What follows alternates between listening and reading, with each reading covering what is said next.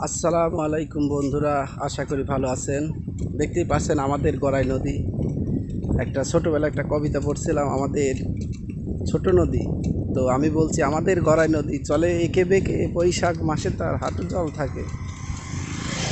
তো এখন হাঁটু জলের কোনো সুযোগ নেই, দেখতেই পাচ্ছেন ডিজারে কেটে গলা পানি রাখা হচ্ছে।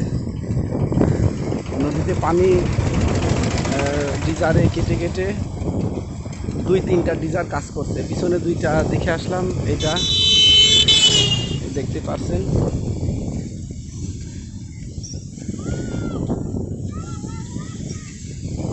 প্রচন্ড বেগে আছে, দেখেন কিছু পোলাপান কি করছে।